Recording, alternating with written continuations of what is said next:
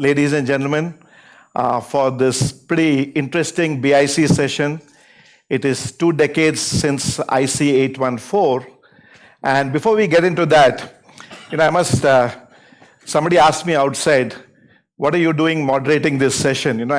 So I have a little story here. There's an apocryphal story. I don't know how true it is, but they said that the late Mr. I.K. Gujral, when they were looking for a prime minister, they said he's always around at IIC, and they made him the prime minister. At BIC, because they see me here all the time, when they are looking for a moderator and they don't have a moderator, they say, hey, Ravi, can you do the moderation? So that's the reason that I'm here. And I must caution my fellow panelists that the last time I moderated here about 2 months ago, the lady I moderated and did the interview with is now persona non grata with the Indian government. So all three of you are warned that there's a certain risk involved in being interviewed by Ravi. See, it's 6:30, 6:32 right now. And if we wind back 2 decades ago, there is this delayed IC 814, which finally takes off around 5 p.m. from Kathmandu. At around 6:30, 6:35, the time that we are right now, by this time, the hijack has already happened, and I'm going to go to Butt in terms of telling us what happened inside the aircraft. So the hijack inside the aircraft is already underway, so this plane is not going to Delhi. To all accounts, it seemed to be headed towards Lahore. Since I'm particularly weak in geography, I made sure we put a map out there to tell us which place is in which direction. So this plane apparently was headed towards Lahore. And as Butt will explain later, at the last minute, it did a 180 degrees thing. And in about 10 to 15 minutes from now, it will land in Amritsar, where it will be there for about 50 to 55 minutes on Amritsar. So UB Butt is his name. UB, just pulling you in here. What was the exact moment when you realized that you were hijacked? You are already now in the plane. You're sitting in this J class, presumably having your whiskey or whatever. And when did you realize something serious is happening? Good evening. Thank you, Ravi, very much for inviting us here. It was a fateful day, the same Christmas Eve, 24th December, 1999. So I was one of the fortunate to have the Millennium flight, which was instead of landing in Delhi after 1 hour 20 minutes, we had 8 days of a Guinness World Record flight. Actually, not flying, but in the flight. Now, the flight was to take off at 2:30 from Kathmandu, the normal schedule. On that day, a winter day, with a temperature around 10 degrees in Kathmandu, it took off finally at 4:30, and we are all busy, reaching Delhi for the Christmas Eve party. So we are all on that mood, and everybody rushed to the aircraft. On that day, in the Kathmandu airport, absolutely there was no security. All machines were down, and as though it was pre-planned, later we understood that. So anybody can walk in and walk out. And today, Kathmandu, we have a lot of dry area. We have got a lot of good security arrangements. At that time, there was none on that particular day. It was a shock to me because I've been traveling to Kathmandu from 1990, 10 years. So it was a very odd thing to happen in the airport.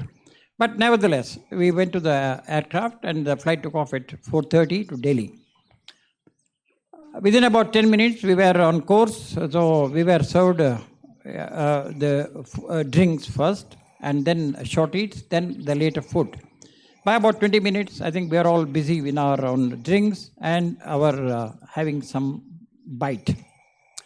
Suddenly, there was a commotion, and some people rushed. Actually, I saw a person. I was traveling in the J class, the last row, and just bang opposite, I saw a masked person with a knife on and shouting that "Aap sab log baite rahe ho, koi utega to goli marega," and he had a grenade in his hand. So I thought, I've been traveling for so long, so it was hijack was never in my mind. I thought somebody must be shooting for a movie. So I lifted my glass and I wanted to have a scotch again. Then he said he got irritated perhaps, and he shouted against me, "You." Then I said, there is something is happening, maybe. Then I said, "I'm sorry." Then I put the glass down. Then thereafter, the next 20 minutes was a real terror. The instructions started coming very, very fast. He said, first of all, they moved all of us from the G class to the economy. And unfortunately, on that day, the flight was not full. We were only 187 passengers, 162 plus 27, 189 passengers. So we rushed back. He said every word they were saying, there's so much of saying, "Jaldi, jaldi, jaldi, jaldi," and then we had to throw, he said, "Fenko," that, we had to throw the trays, close the table and rush. Because, people who had delayed or who were late and they were hit. A terror started at that particular point of time. So I rushed and then I sat in a row, 18th row, one seat was vacant, and then I sat in the 18th. After that, when everybody settled down in the economy, they said, "Aapka peti bandh lo, sab log." So we all fastened our seat belt. Then immediately they said, "Khidki bandh kar lo," because the people who are near the windows, they are asked to close the shutters. People who are a bit late or people who want to be just a little bit gap, they received their thud on their head. So they were merciless. They were very uniformly merciless. Nobody was spared. And a couple of them even kicked. And I have seen that. A couple of them have been kicked. So after that, the third instruction was, "Aankhe patti bandh lo." That is, you take your kerchief or you take whatever they served the napkins. That time Indian Airlines was serving the cloth napkins. So that you are supposed to tie to your eyes. "Aankhe peti bandh lo." And again, some of the smart guys were looking for who is doing that, and they were receiving the real hits. But we don't know how many of them there, and there was a lot of people running around. We only see the noise of the boots and the shoutings. "Jaldi, jaldi, jaldi." That was the mantra. After that, we have been asked to put our head on our thighs. So at this stage, but why don't you give us a demo? You got a white handkerchief? Yeah, I don't know whether it is that big. Because he told me he will get me a white handkerchief. I might have one. Yeah. No, I have. And because you just got to see what they were asked to do. You got to understand what sheer terror looks like. Because the posture that he's going to show you is effectively going to be the posture for the next 14, 15 hours. Because I think it's not long enough. So this is how we have been made to sit. And all happened in less than about 5 minutes or 10 minutes. And then everybody was so scared. And then, he said, "Koi sirf utega, usko goli marega." So the people are hearing the word goli, and nobody wants to die.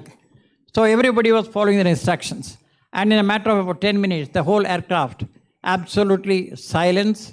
People were panic and they don't know what happened. I think it must be about 5:20 or so. We were off Lucknow, I was told by the captain later. Then the aircraft moving. Then by the time the Captain Sharan, and a very, very sensible captain, I would say that, he announced that a flight had been hijacked. Please follow their instructions. That exact word he said. So we all got to know about that, what's happening. Then after that, it was a flight. It's going on. And we don't know where we are going about it. Yeah. You can finish that and I'll come in. Okay. Then as we reach a destination around 6:15, 6:25, the only way we can know the time was to see our watches. Even that also we stealthily see, what is that? Because we can't raise our head. By that time, the Captain Sharan announced, "We are now not landing, we are turning back 180 degrees. That's why, they didn't allow us to land in Lahore, and we came back to Amritsar, where we landed. I'll take it from here. So now this plane has taken this 180-degree turn and has landed in Amritsar. Mr. Abdullah, I need to bring you in at this stage. So this plane lands, like people say they remember the moment Kennedy got shot or a major incident happened, what were you doing? When did you personally, as the head of R&AW, come to know that A, the hijacking had taken place, and B, the plane is now landed in Amritsar. Thank you very much, Ravi. It's a privilege to be back here at the BIC in this beautiful hall, wonderful building. Congratulations. Thank you. And thanks for inviting me. Yeah, I remember it like yesterday. It was only 20 years ago. And what actually happened was that we had a function on at the RNAW headquarters. And for some reason, I was like this, up on the stage for something. And somebody came up and said that the CMG is meeting and you're required immediately. Which is the Crisis Management Group. Crisis Management Group. And as I was coming down the steps, he says there's been a hijacking. So till it landed in Amritsar. And I think it was pretty smart of Captain Devisharan, because the hijackers clearly wanted him to go to Lahore. And whatever excuse he made, feigned ignorance or feigned that there was not enough fuel or whatever it is, but he managed to land in Amritsar. Now, this is when the drama really starts, because the plane was on the ground for about 50 minutes. And in those 50 minutes, I must own up and say there was pretty much confusion, if not chaos, in the CMG, because nobody knew what was the best decision to take.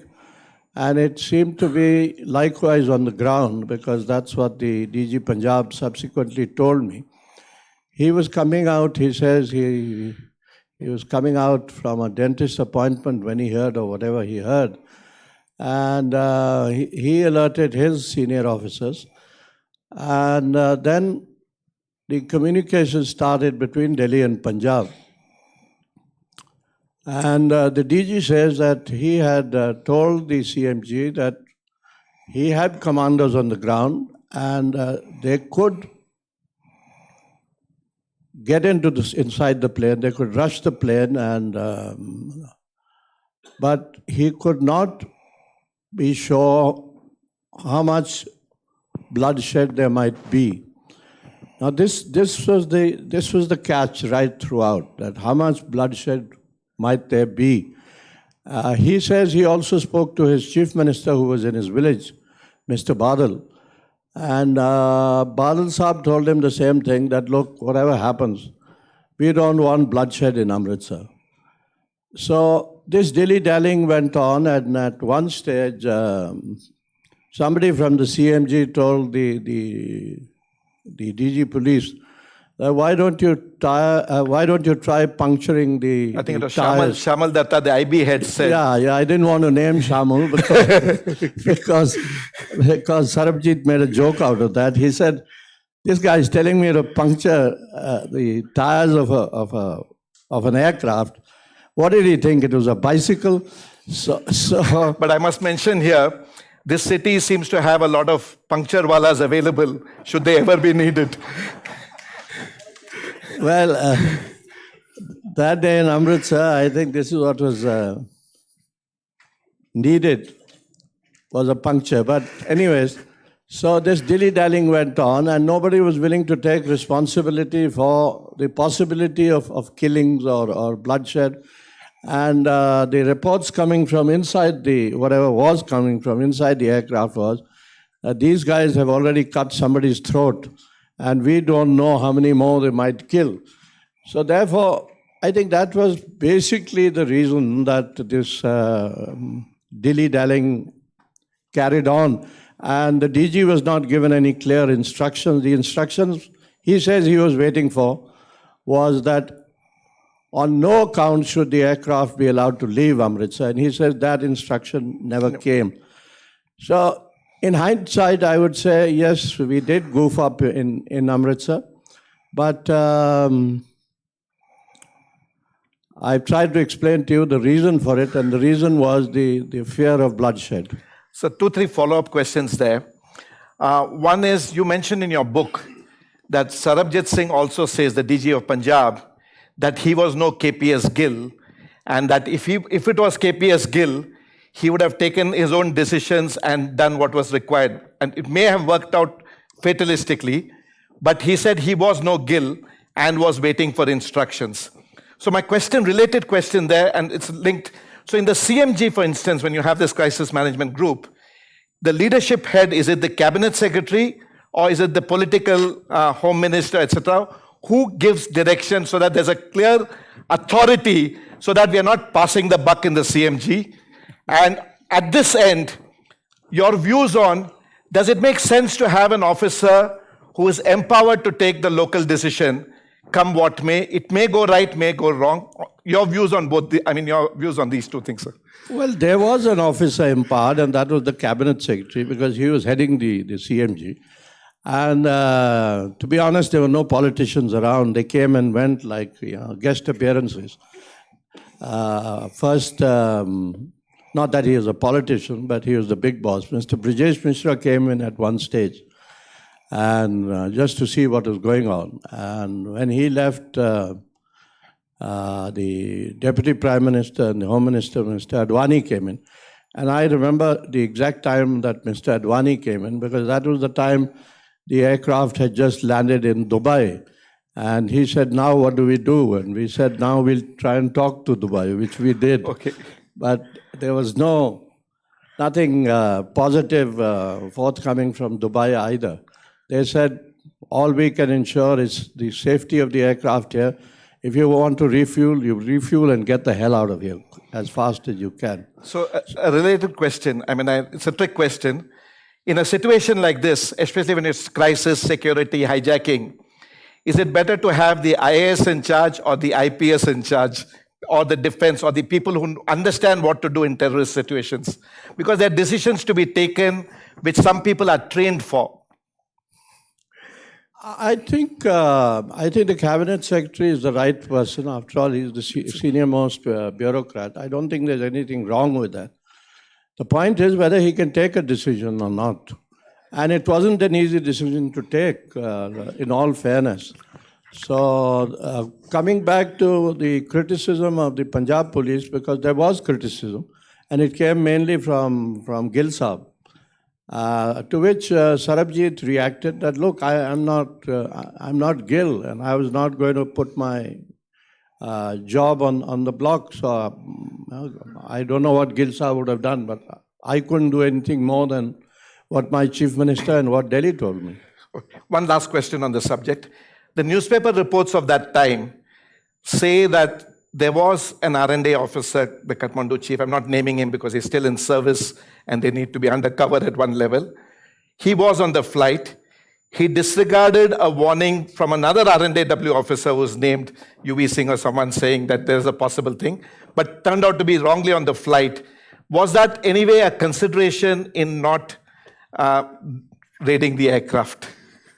This is a question I've been asked. This is from paper reports. With Google these days, you tend to find out a lot of things, and maybe they're conspiracies. This is a question I've been asked umpteen times, and I can tell you, and I can tell everybody sitting here, that was not at all a consideration. In fact, there were very few people who knew that he was on the aircraft, apart from his two brothers-in-law and some of us in the RNAW. Nobody knew. As far as that bit of intelligence that's also been much talked about, really that intelligence never reached Delhi, and I doubt whether it even reached the officer concerned in Kathmandu. Okay. So now this plane takes off. There's you can read it. It's also there in Mr. Dulat's book that's available outside. The plane's parked in the middle of the runway. Suddenly there's a fuel tanker going towards it. There's panic. They're saying one person is killed. And this plane now takes off to go towards Lahore. So Yubi, to come back to you, now you are now suddenly realizing that there's another takeoff that has happened. And you still can't see anything outside because the shutters are down, and presumably your posture is still the same semi-yogic posture. So now you're headed out there. What do you sense next? And did you sense any panic in terms of, because there's talk that the Lahore was not giving permission, that the runway lights were switched off, and later on I think they were said that you might have to land on a street. What sense did you have in the aircraft during that short Amritsar to Lahore landing? Yeah. See, later we are told that it was parked in the midway of the runway. So there's hardly any distance for that big Airbus 300 to take off. Later, I was told that the wheel was about to touch the compound wall, and at that time itself, the aircraft would have crashed. Of course, we were bending ourselves. We were thinking of the Lord, or we are thinking of the better ones, the loud ones. We do not know actually what was happening. It was all in a shock. And when we landed the next one, in another 10 minutes we landed because you see, absolutely there was no fuel. And the captain said apparently the Lahore again refused to land. Then he said, I'm going to land on the main road because it was lit. Right. I don't know how many of you have gone to Lahore. They've got the main street, it's a very wide and it's lit like what we have in Delhi. So he said he threatened. And like what we don't have in Bangalore. MG Road used to have. No, so he threatened that he's going to land because he doesn't have a fuel. At that time, I believe that suddenly the lights came and then we landed in Lahore where it was refueled. And then they asked him to get out of the place immediately after refueling. And we took off to Dubai. But meanwhile, I think an incident which has been often wrongly quoted in the press or the media is the death of a few people in Amritsar.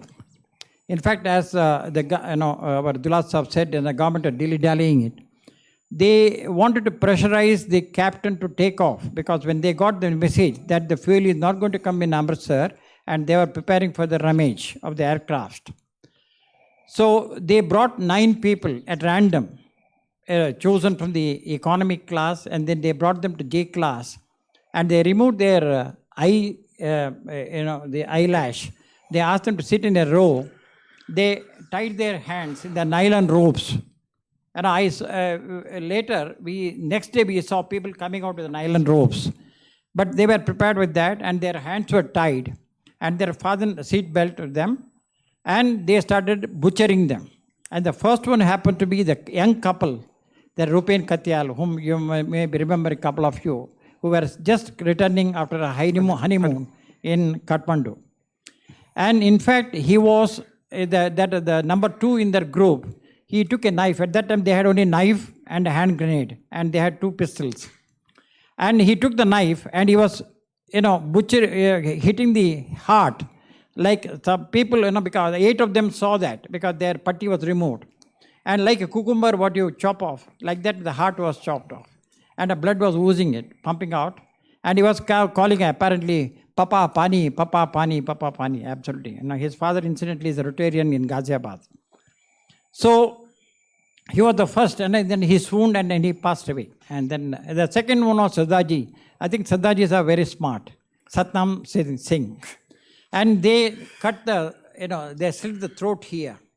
And he acted as though he has, also collapsed and then swooned. And they left him.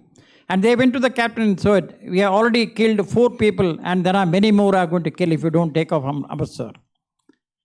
That's what the real story and about. And this is what you came to know later. And that's how the terror was on and everywhere throughout the flight. And during this cutting, by any chance, did you hear the cries? Did you hear that something was happening in the J class? No, we were not, because we are cut off. The row I was sitting was the 18th row. And I do not know whether the people ahead of me have heard. But we also did not know the 9 people moved to the J class. We know that shoes sound, but we cannot even twist this side and this side. And incidentally, the person who is referring, that RAW man, was my neighbor. So we'll come back to that later. I had a lot of guidance. Yeah, exactly. A civilian looked after the RAW officer. Dulat Saab, now the plane lands in Dubai, and I'm paraphrasing some things that you write in your book. So Dubai is now actually a US-controlled base airport at that point of time, 20 years ago. You mentioned in your book that we were internationally isolated, we didn't have good relationship, and therefore the possibility to do anything at Dubai airport, our options were very limited. And it's also the place where about 27 passengers came out. So could you just elaborate, why was it that in Dubai, which was at that point of time fairly American controlled, we were quite helpless to do anything there. See, the problem really was it was Christmas Eve. Like Bhatt Sahab mentioned, he was hoping to go home and celebrate Christmas Eve. He was to attend a party somewhere. So were we, but our party got cancelled. And so the problem was, and I felt really bad for Mr. Jaswant Singh, because he tried desperately to contact the Americans, to contact the British, but it was Christmas week, everybody was on leave, and you couldn't get through to anybody. And ultimately, when the flight did get to Kandahar again, we had no relations with the Taliban, and he tried, I don't know how many times, to speak to his counterpart, Muttawakil, and he refused to come onto the phone. So it was a very desperate situation, and I felt very sorry for Mr. Jaswant Singh. In fact, a question which is often asked, and all kinds of stories made out of it, why did Jaswant Singh have to go to Kandahar? I'm going to come to that. Yeah, maybe I'm preempting. I leave it. Please. The reason for it was that if you recall that some passengers were let off, the older ones and whatever. In Dubai. In Dubai. And Sharad Yadav, the Minister for Civil Aviation, had gone to receive them. So when it was... And he was the tourism minister at that time, I think. Yeah, civil aviation, tourism. So he went to bring back these passengers. So when it was decided to ultimately free those three terrorists in exchange for getting our aircraft and passengers back, Jaswant Singh immediately put up his hand, and it was spontaneous. It was not as if he was called or anything. And he said, Atalji, can I go? And the Prime Minister said, yeah, you can go. So many motives have been, imputed. I'm going to come to that in some more detail in terms of things. One thing before we move to Kandahar, just by way of context, so Prime Minister Vajpayee was airborne during this period, and I think he lands at 7 o'clock. And only after he lands at 7 o'clock, actually, he comes to know of the hijacking. I think that's what the reports and even your article basically talks about. So I think now, of course, the systems to inform people airborne must be a lot better than what happened then. So 27 people come off at Dubai. Rupen Katyal's body is also taken out at this particular point of time. And now the plane heads to Kandahar. Now, I know we have a local hero in Anand Arni in this whole story, and it has taken me some time for bringing Anand into the conversation, because Anand walks in the Kandahar stage, kind of a Rajnikant moment for you, Anand. Now, so you are now sent to Kandahar to handle things on the ground, and you're part of a team, and we'll come to the other people concerned. So from your point of view, vis-a-vis this whole timeline, when do you head out to Kandahar? I mean, is it a few hours after this plane landed? What is this thing? And clearly you're one of the chosen ones, so you're clearly seen as someone who can solve this issue out there on the ground. No, it's not so simple as that. You see, let me just go back a little. Anytime there's a problem in R&AW, the Pakistan desk, whether they're involved or not, whether it's a Pakistan-related thing or not, gets to be on the alert. We tend to be getting ready to spend the night to keep, to alert all our stations on the western sector, to get things ready. All that was quite a task. It went on. And incidentally, I spent 2 nights in that sleepless nights. Right. So the second night, that is on 26th early morning, after having spent 2 sleepless nights, you'd think that you could take some liberties and come a little late to the office. So I landed up at the office. At the steps, we told, Saab yaad kar rahe hain. And I said, kaun si Saab? He said, Secretary Saab yaad kar rahe hain. And Secretary Saab, forgive me, 10 o'clock, 9:30 was a little early for you, but you were there. And then I went up and there was this big discussion going on. And everyone presumed that I knew that I had to go to Kandahar. Nobody had told me till that point, till Mr. Sahai turned, who was the additional secretary then, turned to me and said, "Bag kahan hai aapka?" Suitcase. I didn't know anything. Anyway, let's get into that next thing. I went home to collect my suitcase. Kanchana was away. The house was locked. There's no way I could tell. There were no mobile phones in those days. I know. Left a piece of paper on the door, and I went back to the office and headed for the airport. So this was on. And it's likely Kanchana didn't even know you were involved in this whole issue. No, she knew. Because you're I supposed don't to keep know these whether things she knew secret. at all. But 26th, this was 26th morning. We were supposed to take off at about 12:30 or so, but eventually we took off at 1:30, primarily because the roads to the airport were blocked by protesters who had lined up in front of Racecourse Road, demanding that the Prime get our Minister people yeah, back. Yeah.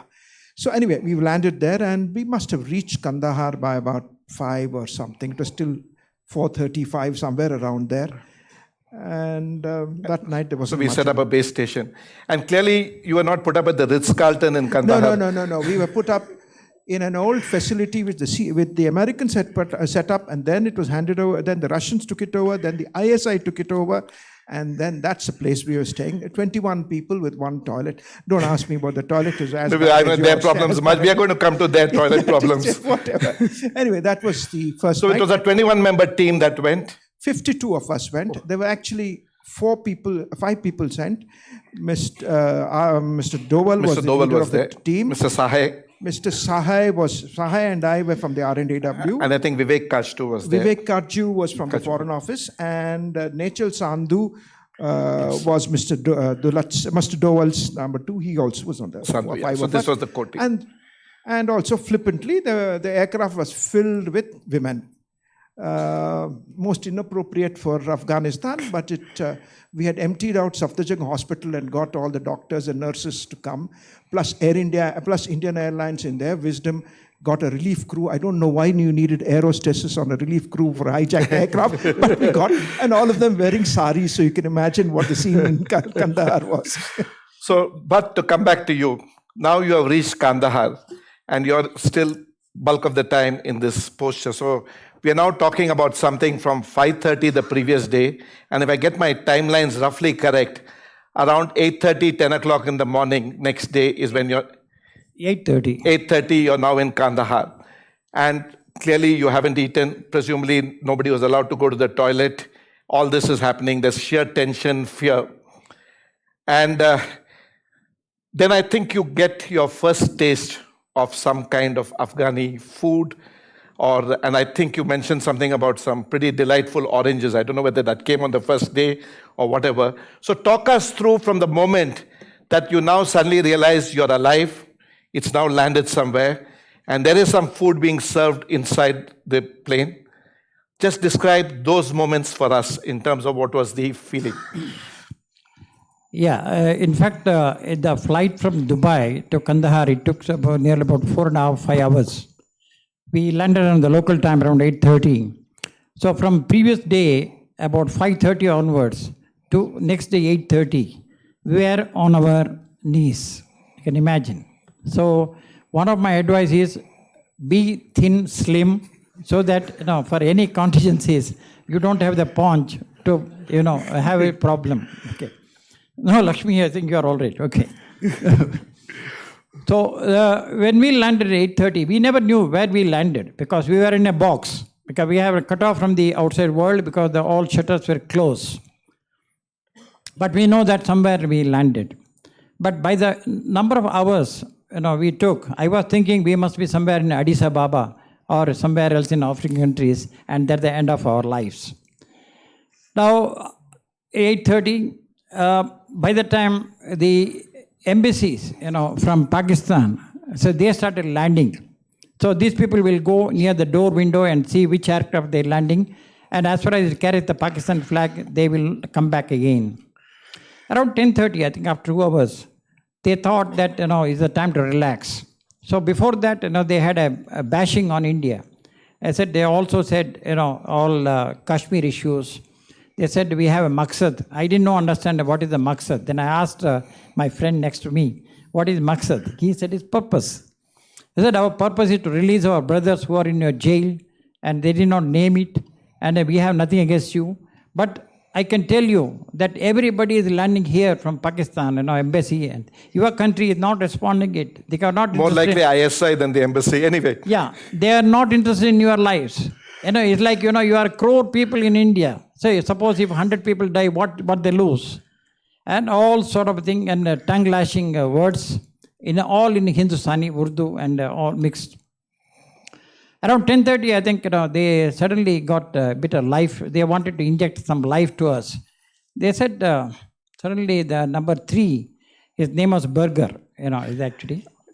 And he came and asked, "Kyun aap log sab chup baithe hain?" As though you have come to Smashan, that is the burial ground. Kya ho raha hai? We will have Antakshari, we will have song, we will have jokes. A few minutes before, they were all tongue lashing, all these things, they are shouting us that your life is in danger, I think. Immediately they change. Now, every one of us were... before your joke, I just want to come in quickly before you go with your joke. Yeah. Bhatt is a pretty funny guy in real life too.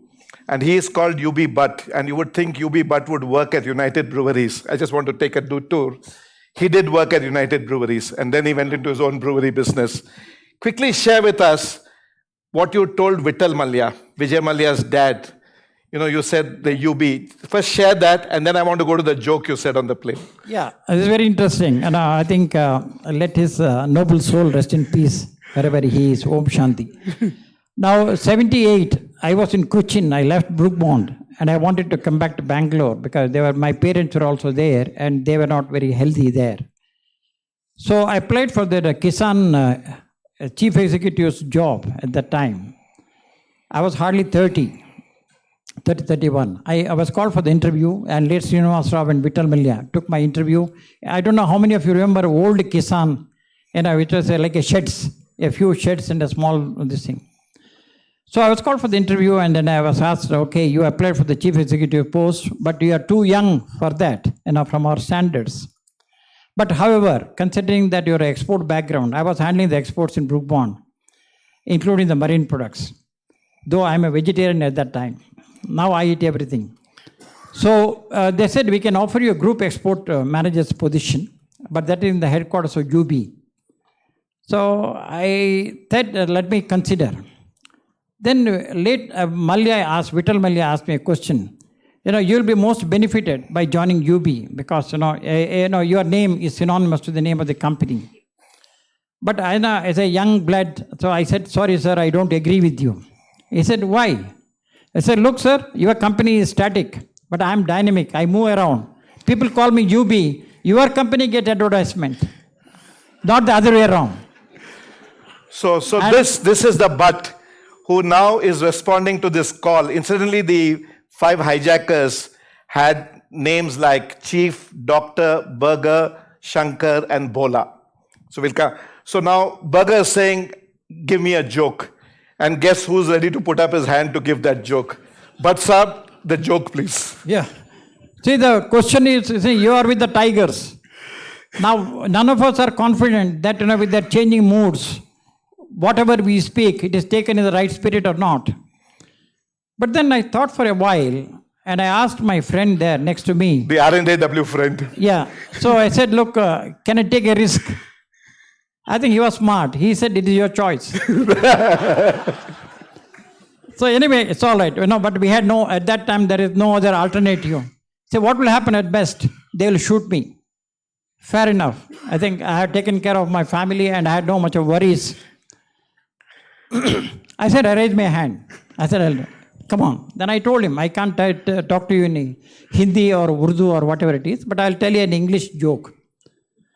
So I was not too sure how it will go, but anyway, I took a risk. Then he said, all right, you can talk in English, no problem.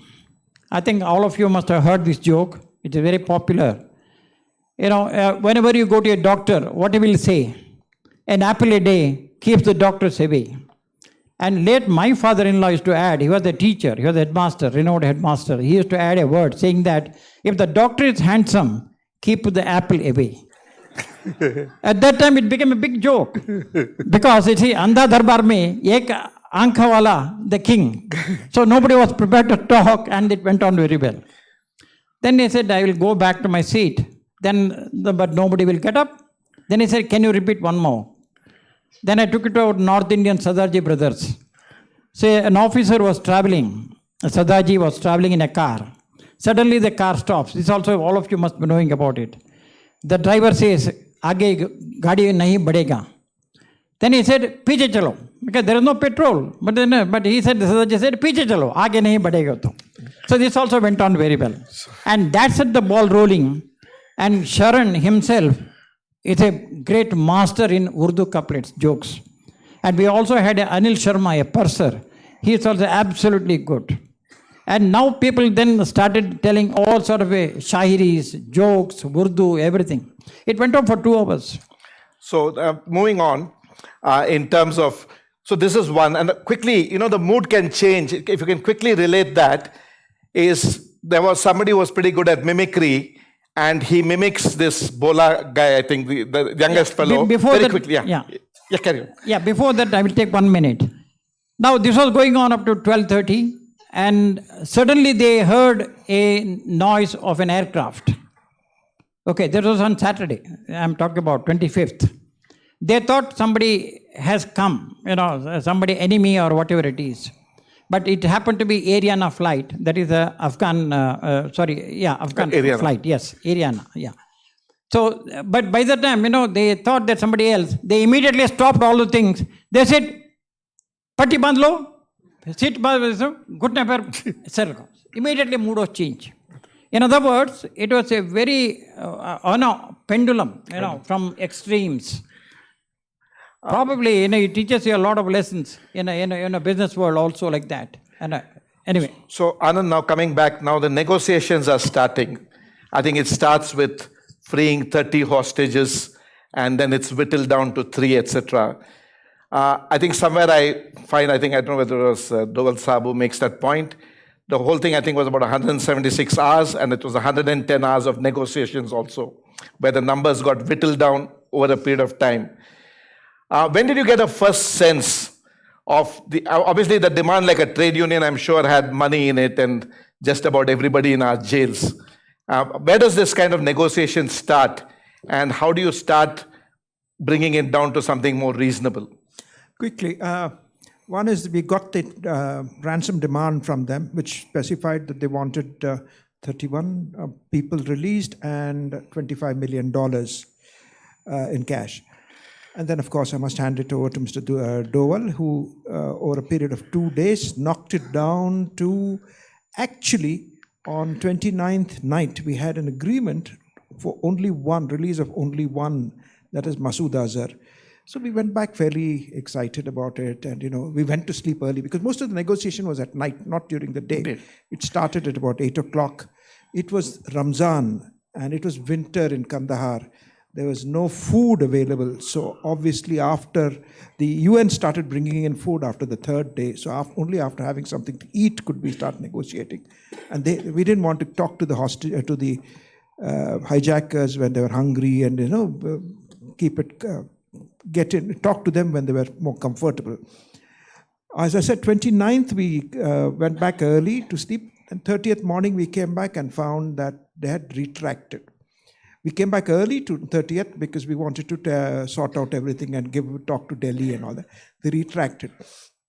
And then came the whole set of negotiations again, and it was only on the next morning that we knew that it was, that evening we knew that it was Masood Azhar and 2 others. Omar Sheikh and Dargar, we'll come to that. And that's where he comes into the picture. But before he comes in, so this demand, I remember you telling me, and that became one of your expertise. This demand used to be wrapped in a stone and thrown out of the plane. And you were the person who was collecting in an opening base. I guess you now get to open the Christmas and Diwali wrappers. So apparently that was one of your competence. And the other one apparently was in that whole group, you were the one who could operate the sat phone, which those days was a rarity. Yeah, the sat phone first. This was a period when we didn't have mobile phones. And you can imagine we're using the Immersat system, which is basically meant for marine thing. And it's like a laptop. All you got to do is take the top of it and align it to the satellite. There are a bunch of flickering things, and you do it. But, as Bhatt Saab said, in a kingdom of blind men, the man with one eye is king, and I was the only one who could handle the sat phone. Therefore, it became essential for me to be there and listen to every conversation that happened. And that's the thing. So you were the person they said, Anand, phone lagao. Yeah, no. Yeah, exactly. Mr. Dole used to keep telling, I want to speak to... Ravi, I want to add one thing. Now we know why it is. Because today I found the answer after 20 years. 29th, they readied about 35 people to be released. And we were all very happy. And we started giving our visiting cards and the telephone number of our loved ones. The moment you land in Delhi, please call them, that we are very safe. Because by that time we understood, that later I understood when I came back home, the media was showing that people are going to have a nervous breakdown. They are going to have a madness. They are going to all sort of, medical, this thing, who are participating, most of them are doctors because they want patients. So, no, but getting to the other bit which you wanted to, is that you wanted to know about the demand. Yeah, how demand. it came and how It was one demand which was, again, I should mention that I was the junior most in that crowd, and the junior most gets to do all the running around. So there was a demand thrown, and Mr. Dole looked at me, oh, dekho kya hai? Rushed and saw there was somebody else had beaten me to it, so he handed it over to me. I don't remember if it was a stone or whatever. It was wrapped and a demand of 29. I don't know why it had to be so melodramatic, because we had by then already established a link through their through ATC. But again, maybe for a future day film script and all that stuff. It had that impact. And it came and gave it to Mr. Dole, and all of us looked and said, "ये $25 million kahan se milega? वो kahan se milega?" But that's where I came. So Dulat Saab, now to bring you. So we have finally this deal for 3 people. Masood Asar, Omar Sheikh, and Mushtaq Zargar. And suddenly people realize it's not someone that, the government can just send it away. There is a Mr. Farooq Abdullah who has to be dealt with. Now, you are an expert on the Kashmir desk. You headed the IB in Kashmir. You had a personal equation with him. And you had a sense of deja vu. 1999 this was. And then there was 1989 when Rubaiyat Saeed got thing when you first went to Farooq Abdullah about the release of 5 terrorists. So can you walk us through both the ones in terms of what happened with the Rubaiyat Saeed and what Farooq told you then? And you also seem to be quite okay to take the whipping that Farooq Abdullah gave from time to time. And you came out finally unscathed. And you also mentioned in your book that on Rubaiyat Saeed, I was alongside with you. On this one, I'm coming on behalf of the government, asking you for the other side. Dulat Saab. Yeah, just a moment. Let me take you back a little bit before we get to Farooq. First, I think Anand is putting the blame unnecessarily on the Pakistan desk. I think the 4 best intelligence officers in the 2 agencies were selected. They were the best intelligence officers, the best negotiators, we thought, also the best interrogators. And 3 out of 4 actually became chiefs. If Anand didn't become chief, I can only attribute it to prejudice and to very bad luck. But, when these lists started coming, Bhatt Saab here has mentioned 30 and Anand has mentioned 35 or so. If I remember correct, the first list was 105 names. And I said, God, my God, who are these 105? Nobody could identify those people. Anyway, it became more realistic with about 35 or 30. And finally, it came down to 3. And I think Anand has got it spot on when he says the real deal was struck on the 29th night, because the decision to release these people was taken at the Cabinet Committee for Security meeting on the 30th morning. And I must say, we were also coming under pressure from Kandahar. And I was getting repeated calls to say that please get it over with because these guys here are getting desperate, and we don't know what they will do, so just get it over with.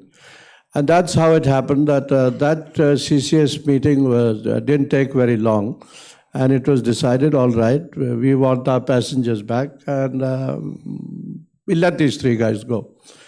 Having taken that decision, suddenly, again, it was Mr. Jaswant Singh who said, but just hold on. Two of these fellows are locked up in Jammu and Kashmir. So we have to get the chief minister's okay. So Brijesh Mishra looked around and said, yeah, you will go to Jammu and talk to Farooq.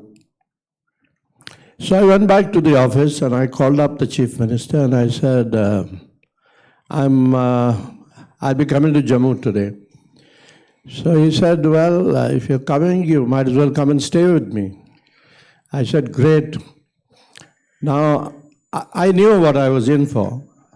And there was this colleague of mine, Jaidev Ranade, and I said to him, Jaidev, would you like to come along? I desperately needed company and moral support. And I said, it's got to be exciting and it'll be good education. So he said, sure, I'll come. So I still remember we landed, like Anand mentioned, it was Ramzan. And when we landed at Jammu, the sun was just setting. And we drove straight to the chief minister's house. He was sitting on his dining table. And he told both of us, come, sit down here. I have to break my fast. Let me go and say my namaz and I'll be back. And he was back in about 10 minutes or 15 minutes. He had a couple of dates, a glass of juice, and then he said, come on into the drawing room. And that's when the shelling began.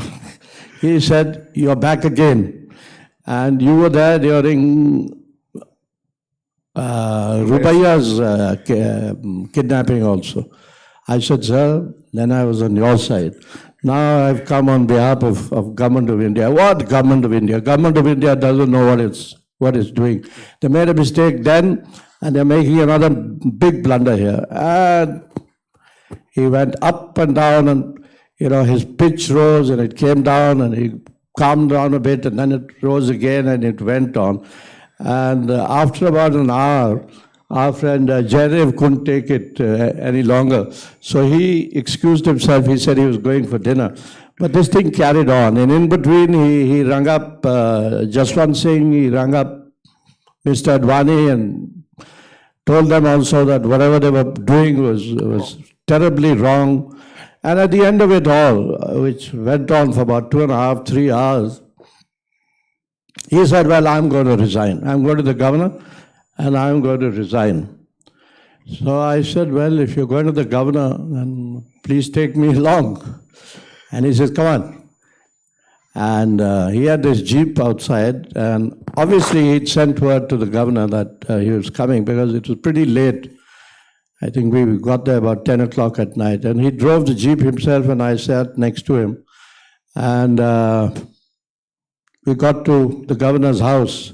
Mr. Gary Saxena was the governor then. And he knew how to deal with this kind of crisis. So Farooq went in and I followed him, and Farooq said, these fellows don't know what they're up to. Yeah? They're going to regret it one day. And in any case, so I've come to resign. So Gary said to him, just calm down, calm down. Dr. Saab, you're not one who to throw in the towel so easily. Relax, sit down, we'll talk about it. I understand what you're saying. There's a lot of merit in what you're saying. But if Delhi has decided something, then they must also have taken into account everything.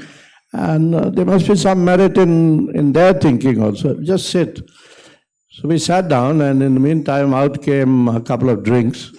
And so we had a drink, and then Farooq had nothing much more to say. And And as in your book, you say, releasing in Rubai Said's time was wrong. It was not necessary. It would have got sorted out. Can I Yeah, please. interject it 1 minute? The only man who could have convinced Farooq Abdullah was really Mr. Dulat. There was nobody in the cabinet who could have prevailed on Farooq Abdullah. They have a relationship which most of you don't know, which goes back years, and they're good friends. I can't ever claim to be a friend of Dr. Farooq, but he's always been very kind to me. We have had a good relationship. And yes, I knew when he shouts, you just keep quiet and listen because, there's no point talking back to Farooq. It's a fact that I think in the Rubia Saeed case, we did, I think we did it too quickly, but then it was the Home Minister's daughter and the Prime Minister himself, Mr. VP Singh, was keen to get it over with.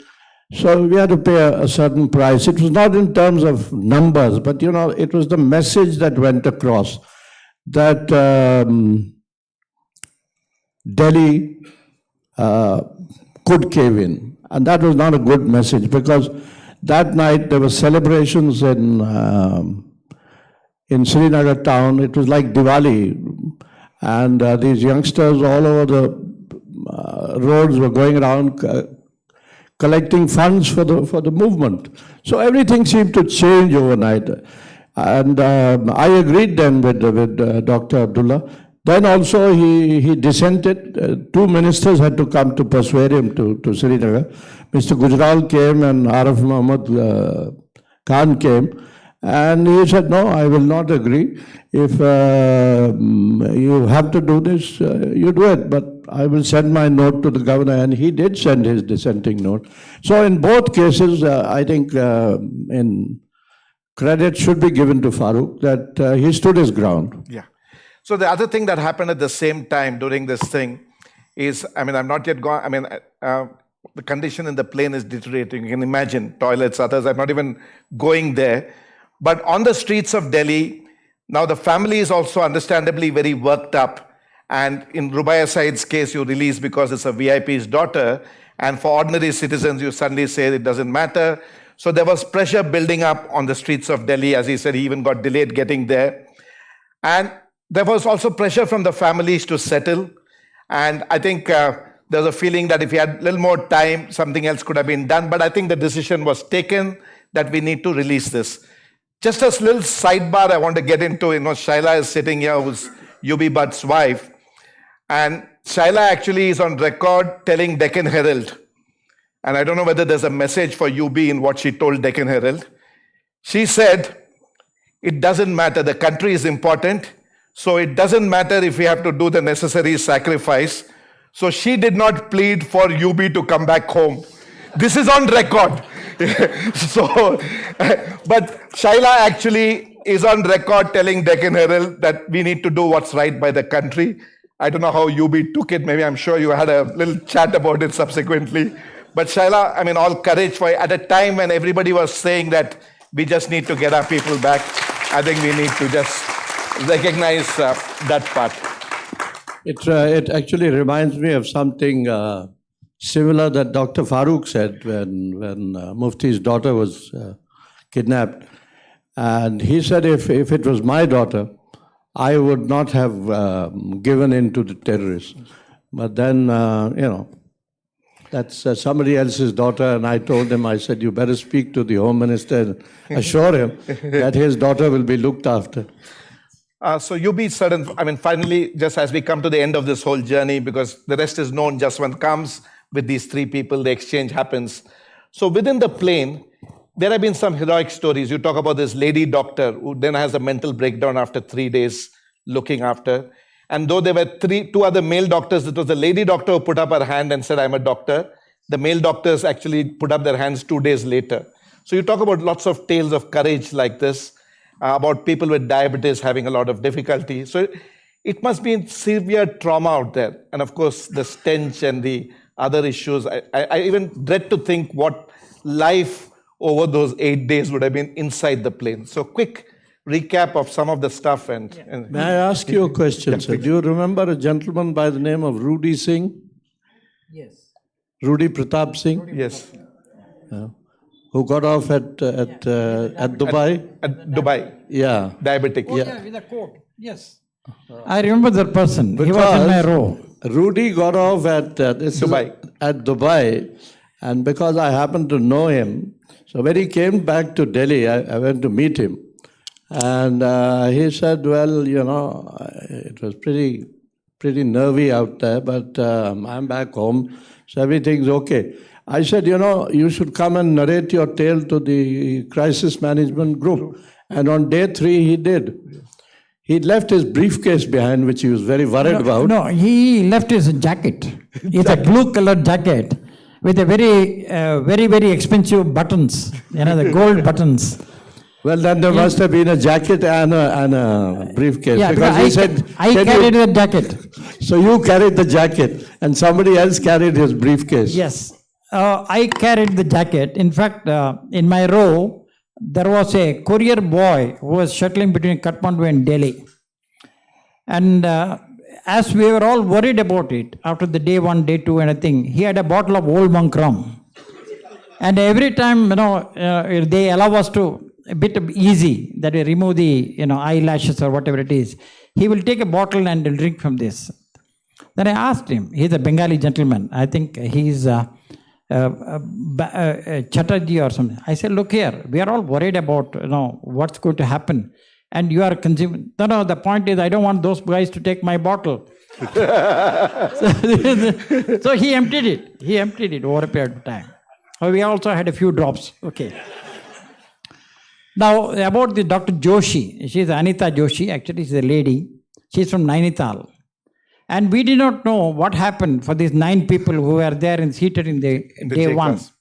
And when they were released next day morning, and she treated, particularly Satnam Singh, that who was cut, she treated and she cured him up actually.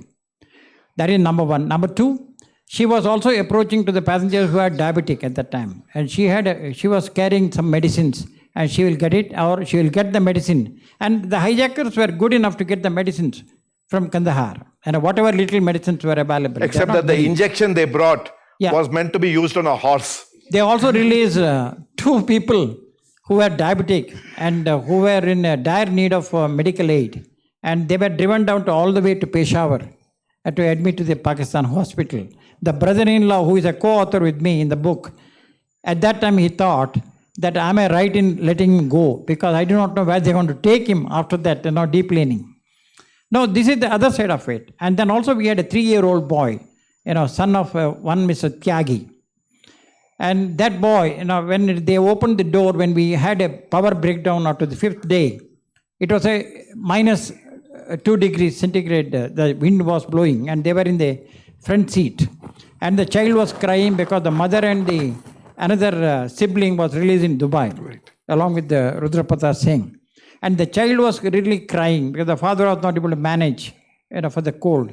And I remember that Berger, he came with a blanket and tied up with that.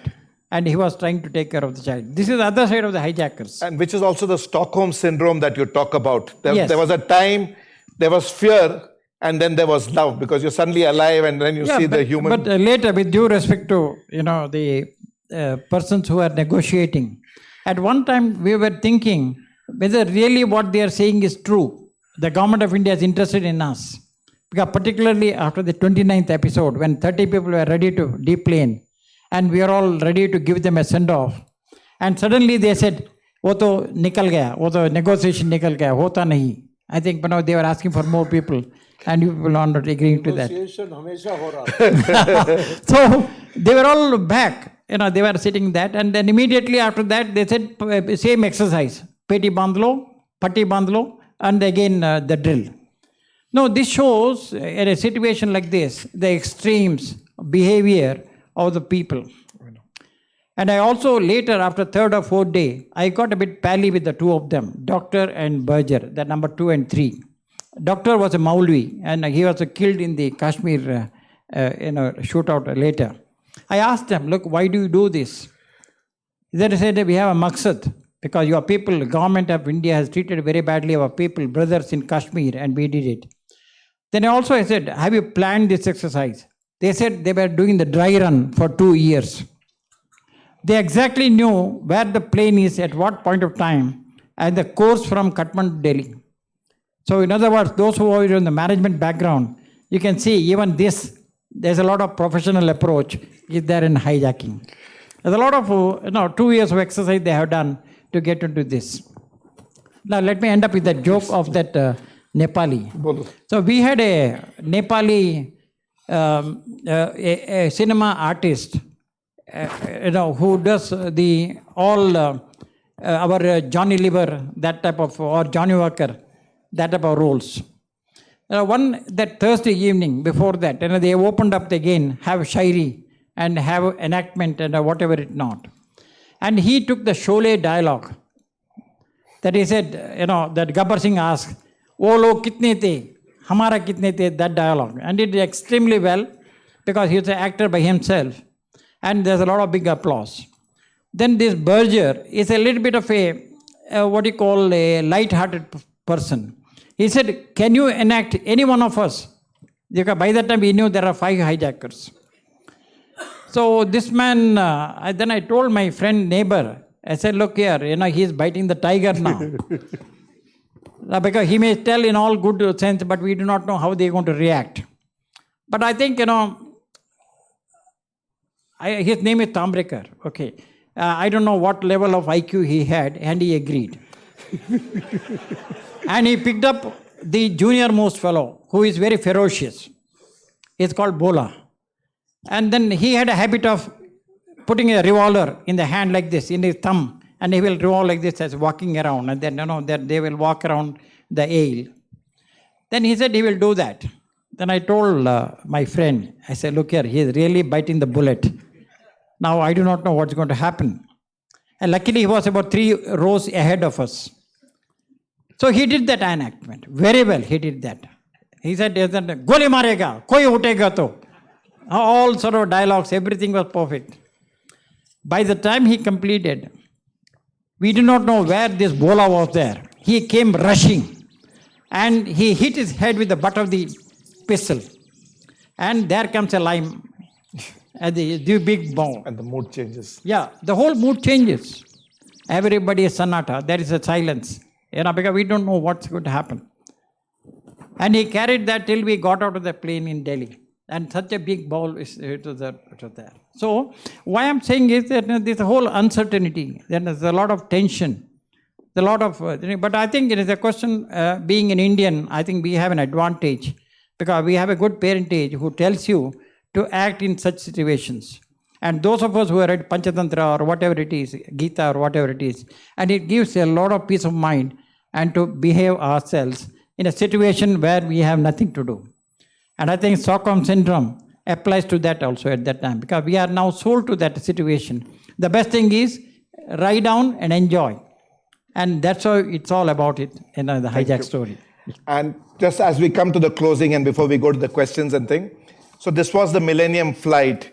And I think, Anand, you get this last call from Delhi because this plane is now coming to Kandahar. We're now about 30th December 1999. Y2K is around the corner. There were a lot of rumors that planes will fall off the sky on January 1st, 2000 because they're not calibrated.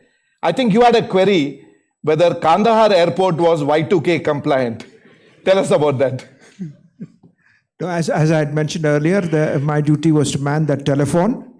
And then I got this, we knew by then the whole thing was over. We're just waiting. I got this call sometime around, maybe around 1:30 or 2 or probably a little later from somebody who said that, "Is that Kandahar ATC? Kandahar ATC, this is Indian Airlines Mumbai."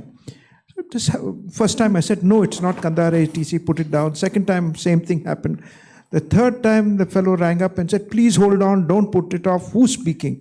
So I said, "Please get off the line. We are sitting in Kandahar. We need this line free. Please get off the line. Don't keep pestering us." So he said, No, I'm ringing up because there is a VVIP coming. There's a VVIP flight coming. As if we didn't know. We all knew we are the VVIP flight.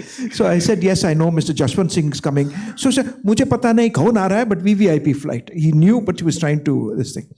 Then he said, "We want I said, what is it you want? He said, before a VVIP flight comes, can you imagine? Before a VVIP flight comes, we need certification. I said, I can't give you the certification. To which he said, no, we'll take your word for it.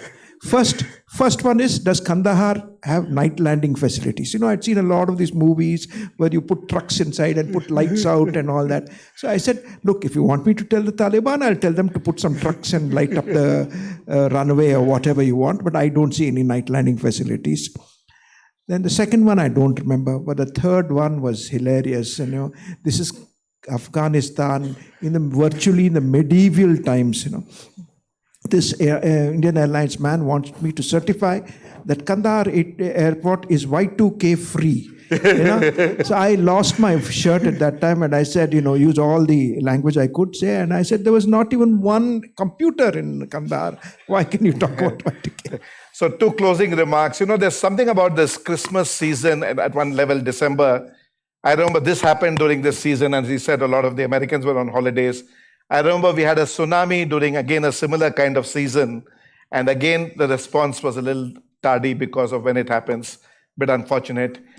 Just the postscript on the 3 people who got released. Masood Asar, involved in the Parliament attack, involved in the World Trade Center, and involved also in the Bombay attack. I think all 3, his name is associated with all the 3. Omar Sheikh was finally hung. He basically was involved in the killing of Daniel Pearl, the Wall Street Journal, this thing. And the last person, which is really Dargar, Mushtaq Dargar, which I think Farooq refers to him as a low-life Kashmiri militant. I don't know what happened to him finally, but these other 2 gentlemen subsequently had other crimes, and in the case of Omar Sheikh, and just makes you think.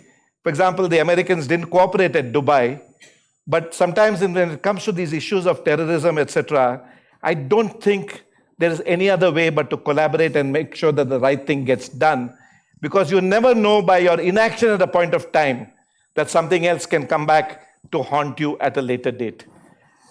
With this, thank you so much to my fellow panelists for this conversation. We will now take questions for the next 15-20 minutes.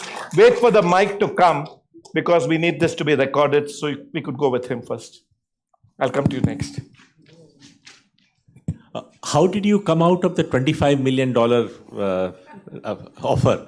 Because it was quite big, and they must have said, okay, if not 25, give me 5 at least. Asking me? Yes. No, I got nothing out of it. Nor did I ever hear about 25 million. So this must have been the Kandahar job. But there's a little something which, I think deserves mention, that in all this, of course, we got to know almost immediately who had hijacked the plane and for what purpose and whatever. But our Bombay unit did a fantastic job in identifying these people, also in catching and people who had arranged their documents. Now, why I'm mentioning this is that this operation was handled by none other than Hemant Karkare, who unfortunately was killed on 26/11. That's right. In fact, the CBI subsequently had a charge sheet where 10 people were mentioned apart from these 5 hijackers, and these were the people who facilitated on passport, getting arms to the plane and the like. Let me just answer your question quickly on this. The 25 million was just that was just one of those demands made. There was nothing. It's a random demand just to get the No, negotiation. I will add one more thing. See, they could have got much more than that. There was a Swiss national who prints all currency notes for all of the world, including dollar bills. Had they knew him that he is there in the flight, He could have they given could them have got all much the more, millions they wanted. much just more than printed. that. Could I go on? There's a gentleman there, and Ravi after that. You hold the mic. Yeah. So, question for Mr. Dulat. You mentioned that the cabinet secretary heads the crisis management group, and that's where the buck stops. But don't you think that the buck in a situation like this, which is a very high-level security event threatening the country and from our most important threatening rival, is really a political decision. It has to be done by essentially the Prime Minister and perhaps a few very top cabinet ministers. So really the bureaucrats should not be tasked with taking those kinds of decisions. And the second quick comment I had was, how did it actually happen that the Defense Minister of India went into terrorist-controlled territory? And was there any debate? I mean, you mentioned it slightly, but I'd just like to understand if there was any sort of pushback from the agencies and others saying, sir, please think about this once or twice. Thanks. You see, the CMG is headed by the Cabinet Secretary. So that's why I said the buck stops there. As far as releasing people and doing the deal, of course it was a political call, and it was done politically by the Cabinet Committee on Security on the 30th of December. So there's no contradiction there. What happened in the CMG was controlled by the Cabinet Secretary. He had to take the final call or make the final decision. As far as Mr. Jaswant Singh's going to Kandahar, as I said, it was one of those spontaneous things, you know. He was just, he felt so lonely and so sort of cut off during that 1 week. And when he got this opportunity, he put his hand up and said, can I go? It was as simple as that. Ravi? Yeah, I have this question for Anand. When the demands were being made, did you get the feeling that they were getting directives from the ISI? And if so, how were they getting the directives? I think the issue really came up on 29. That's when we got a sense that there was some other, they were checking back and getting something. Till that point in time, we didn't see any obvious trends. We had identified, which is part of the reason I was there, we had identified the people from the Pakistan consulate in Kandahar, who were obviously ISI. They were there at the airport, but indistinguishable, and there was no contact between them. You couldn't make out by the clothes they were wearing? You couldn't make out. They're all wearing salwar kameezes. You couldn't make out. They may have been in touch. They would have obviously been in touch with the aircraft, but we didn't see any signs of it. No. Siddharth? Mr. Bhatt, you went delightfully close to that question that Ravi posed to you about the food that you got. And I think there was some reference to some oranges. Yeah, oranges. On the ground. I just And wanted the to... other food, the pita bread and these things. See, the first time they served the food was on Saturday. This happened on a Friday evening at 10:30. That was the leftover of the Indian Airlines which they used to carry between Kathmandu and Delhi. Now after that, see, after I told you that Antakshari and then a joke session, they served around 1:30 some more food. At that time, they asked who is vegetarian, who is non-vegetarian. And non-vegetarian people got a pita bread. That's the area they get that, the hard one, along with the chicken dish. But the vegetarian, absolutely there is no food. Not even salad, not even leaves. So they got us oranges. That was rationed, 1 orange per head, and a glass of water. I think that was I think the orange was very tasty. So, Yeah, please. Sir, I just wanted to know, at Amritsar, was there any plan for any rescue operation or attack? Because I did not see that was referred to in the discussions, but it was only mentioned as Any rescue negotiations. planned at any stage? Any plan, strong plan of rescuing, like what we did in Entebbe and all, basically. Yeah. Every possibility was considered, including an Entebbe type raid. And finally, this was a unanimous decision of the Cabinet Committee on Security that there was no other way but to release these 3 terrorists. And, although Government of India did compromise, the point which we should remember and often forget is that people all over the world compromised. The Israelis compromised. The Americans are compromising every day now. In fact, President Trump's major concern is to get hostages, all American hostages, anywhere in the world released. So this happens all the time, I still remember that when the UPA government came into power, this matter was discussed in Parliament. And some people argued that we must never give in to a hostage situation. And again, it was Mr. Jaswant Singh who stood up and said, there will always be situations in which you will have to compromise. Yeah.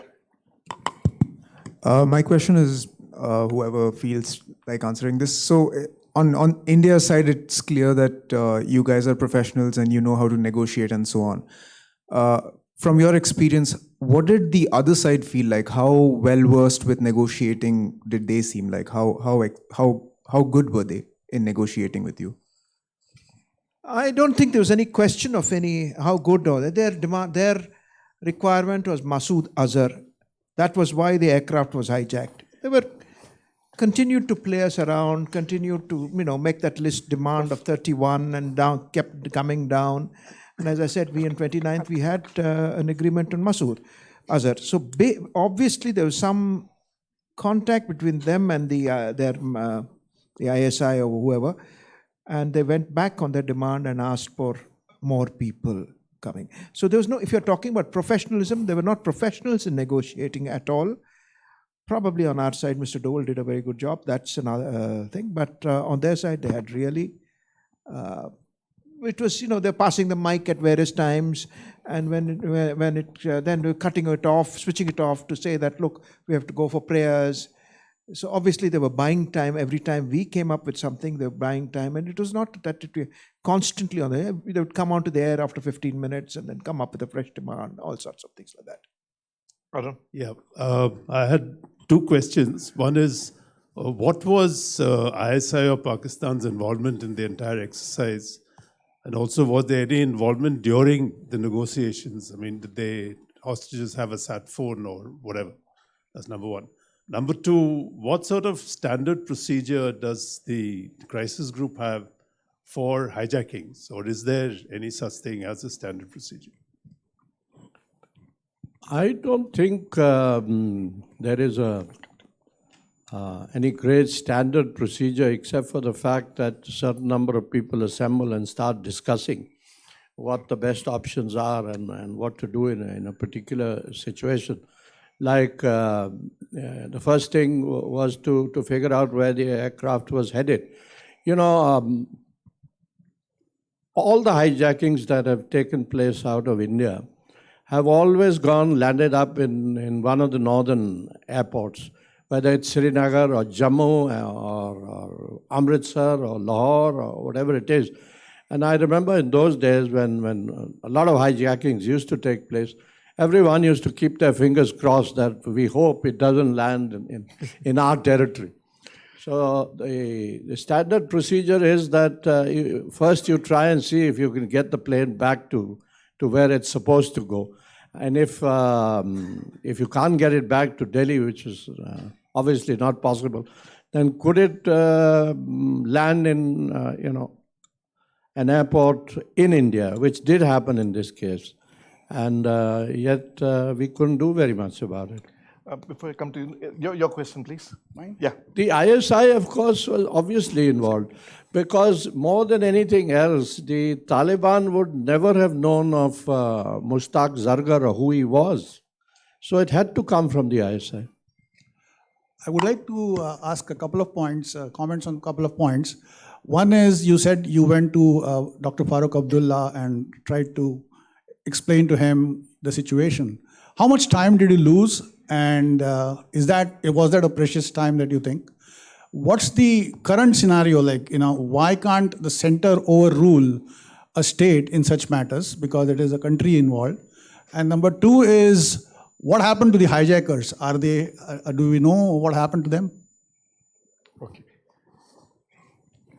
Yeah, as far as time goes, I don't think any time was lost, because I got there in the evening, and the next morning we brought these two terrorists who were in J&K back to Delhi. And as far as overruling the state, the center does always overrule the state. In both cases, Farooq Abdullah was overruled. He stood his ground, And he was opposed to both times India giving in. And both times Delhi overruled him. So I don't think it's left just to the state. What is the other question? What happened to the hijackers? I think they must be all dead now. I can probably add to that bit. Maulana Masood Azhar, last heard, was seriously ill. Whether he's alive or dead, one doesn't know. Mushtaq Zargar, alias Latram, who was probably one person we shouldn't have handed over. I noticed. Huh? Now he's talking about the hijackers. We're talking about Doctor and Chief and Burger and Bola and Shankar. Now, I must make a point here. For 1 hour and 25 minutes, 4 men and all questions from men. The next 3 questions, I've already got 3 ladies identified. So like we give ladies Women's Day 1 March 8 and say, be happy. The next 3 questions, all ladies, please. You're the first to go. Hello, sir. I have 2 questions. The first question was regarding what you mentioned, that you had some of the best interrogators handling the situation. So if you could briefly tell us how this went about, that would be very interesting for me, because I come from a legal psychology, investigative interviewing, counterterrorism interviewing background. So for me, this would be very interesting. The second question is, there's a lot of research that has been going on, especially I think since 2008 in the US. Obama brought about this, we call it HIG. It's called High Interview Detainee Interrogation. There's a lot of research in counterterrorism that's going on in terms of how to handle these situations, because it's increasing a lot more. I mean, it's not just hijacking, but like terrorism as a whole. How do you think India is handling this, and where do you see this going? You see, to talk about a hostage situation now, in the case of 814, it was a foreign country, and our options were very limited, because we were in a foreign country with which we had no diplomatic ties, no communication, and Pakistan at that point of time was also extremely hostile. So the whole environment was hostile. As regards who was to go, I think the decision was taken by the National Security Advisor to send the best possible officers. So between the DIB and myself, we decided that we should send two from each agency, and we sent to who we thought were the best. And the other one is on the interrogation with techniques and... Yeah, that, we never got a chance, as I say, in this particular case, in the case of 814. Of course, there was negotiation going on, and like Mr. Arni just mentioned, that Ajit Doval did a fantastic job talking to the Taliban. In the case of Rubia Said, we had much more time. And we did talk. We did a lot of talking. And actually there, everything had been whittled down to, they wanted the release of one of their colleagues. This kidnapping had been carried out by the JKLF. And one of their colleagues was injured. He had a bullet injury. He was in hospital. And they wanted him released. So... actually, it would have been just that. But what happened was, because it was the Home Minister's daughter, a lot of people got involved. And then everybody who was somebody began negotiating. And so these guys realized that instead of one, they could get 5 people released. Chitra, and then the last question here. Chitra. Just wanted to check about the role of Nepal's security. Was there any consequence based on investigation? Because that's where the whole trouble started. So Nepal's security, so how culpable were they in the first place? And this will be the last question. Yeah. Nepal, again, is a foreign country, and we can hardly hold them responsible. But like Mr. Bhatt mentioned, that there was no security, and I'm hardly surprised, Because I served 4 years in Kathmandu in the mid-70s, and you could get anything done at Kathmandu airport with a packet of cigarettes. You know? Now, once again, no, Mr. Butt, you cannot. Please, madam, yours is the last question. Does this work? Yeah. So I'm actually the wife of one of the passengers. So like Mrs. Butt, I was the person waiting to see what was unfolding. My husband's here; he was on the flight. So, actually, as a family member waiting for news, Friday night this happened. All of Saturday, Sunday, of course, when we saw all this stuff unfolding, Dubai, Kandahar, etc. And then on Monday morning, there was this announcement on TV, and we were in Delhi at that time, saying that we would like the family members to come to the Centaur for a briefing. So I think almost all the family members were there and waiting exactly on time. And everyone was keeping extremely calm at that time. So, this is what we saw. Indian Airlines officials were there. Some of the people from the bureaucrats were there as well. But they were waiting for the ministry officials, the civil aviation ministry officials to come. And they came almost an hour late, about 45 minutes later. By then, the whole crowd started getting very agitated. And you could see, there were people who had come from other parts of the country, etc., and they were starting to get quite hassled with this.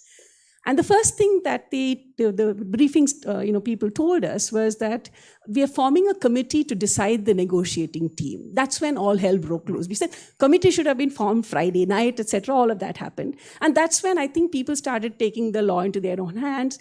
The TV crew that was there also was kind of fomenting this whole thing. Oh, take a picture of them, they're shouting, etc. So Nidhi Razdan from NDTV was there at that time, and I could see her kind of directing her cameramen, etc. But my question was, what exactly happened between Friday and Monday, and why was this briefing, done so wrongly? Because I think that was what led to people then going off to the Prime Minister's house, etc. on Monday. The last question. Well, what happened between Friday and Monday, I can tell you, was a lot of stress and a lot of meetings. Of course, we can't replicate what actually happened on the aircraft and with those who were hijacked.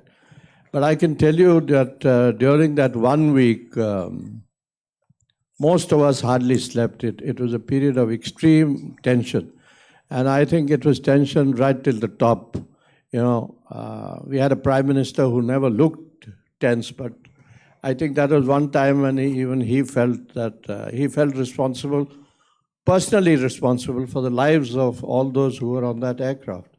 So it was a period of extreme stress. I don't know what happened at the Centaur. I was not there. I don't know. So Shaila with the last word, and then we close.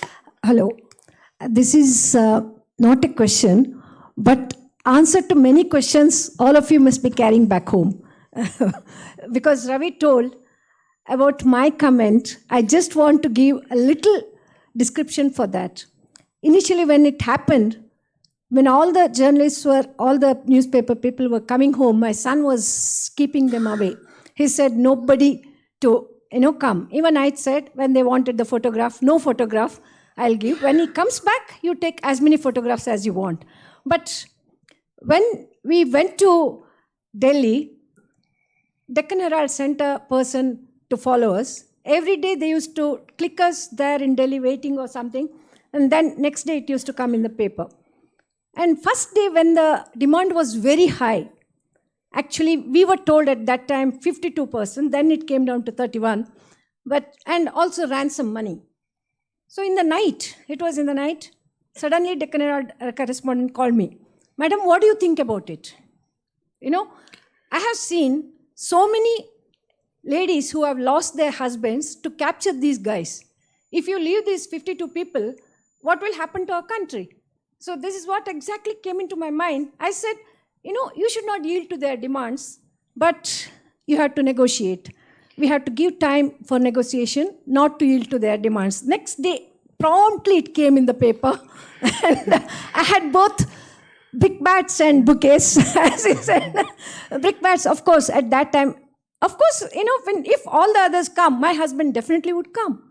And as Captain Sharan's wife, when we were all being made to go to Prime Minister's place and, Vasundhara Sindhya's place and all, Captain Sharan's wife used to sit next to me. She used to say, don't worry, all your husbands will come first before my husband comes. He'll be the last one to come. And when we went to the airport to receive them, unfortunately, we did not see my husband coming anywhere. They were carrying Captain Sharan. Then it really struck me, for a while I was thinking, where is he? Is he not well, or what happened to him? So, but he was somewhere, he never thought that we would be waiting for him in Delhi. He was planning to come to Bangalore to see us. This is what happened. And I just wanted to clarify this point, and thank you very much. Thank you, Shaila. Thank you very much. Thank you, panelists. Thank you, audience.